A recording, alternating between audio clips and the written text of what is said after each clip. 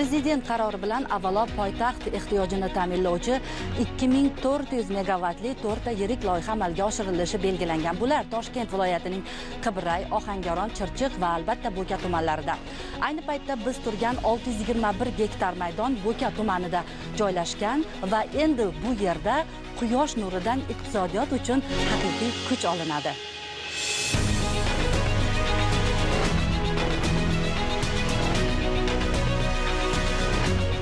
布卡263兆瓦光伏项目。 Bo'ka 263 megavatli quyosh fotoelektr stansiyasi loyihasi davlatingiz rahbarining mamlakatingizda yashil iqtisodiyotga o'tish va tejamkor energiya barqarorligini ta'minlashga qaratayotgan e'tibori mahsuli. Loyihaga sarmoyani Xitoy Datan guruhining xorijiy investitsiya kompaniyasi kiritgan. Qurilish ishlari esa Dunfan xalqaro hamkorlik kompaniyasi tomonidan amalga oshirilmoqda. Loyihaning ishga tushishi bilan yiliga 540 million kilovat soat elektr energiyasi ishlab chiqariladi. Har yili 163 ming tonna shartli yoqilg'i, neft, gaz va boshqa boyliklar tejaladi. Muhimi 448 ming tonna karbon gazining atmosferaga chiqishining oldi olinadi. Shuningdek, loyiha O'zbekistonda energiya xavfsizligini ta'minlash hamda yashil energetikaga o'tish jarayonini jadallashtirishga katta hissa qo'shadi. Shu bilan birga O'zbekiston va Xitoy o'rtasidagi toza energiya sohasidagi hamkorlikni yanada mustahkamlaydi.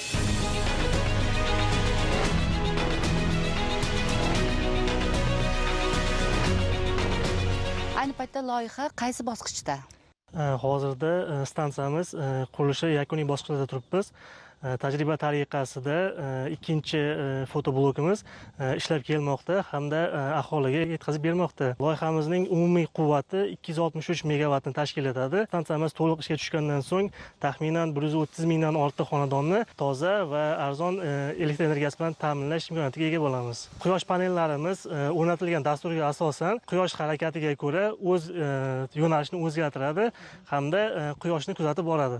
Shuningdek, loyihani amalga oshirish doirasida yangi Do'nqo'rg'on podstansiyasini qurish hamda mavjud bo'lgan Do'nqo'rg'on podstansiyasida ikkita yangi yacheyka qurish nazarda tutilgan. Bizning tuman uchun stansiya to'liq ishga tushgandan keyin doimiy 40 ta hamda mavsumiy 200 kishilik ishchi o'rinlari yaratiladi. Ushbu stansiyada yangi texnologiya asosidagi uskunalar o'rnatilgan bo'lib, ularda inson omili qisqartirilgan hamda ularning hammasi avtomatik tarzda ishlaydi.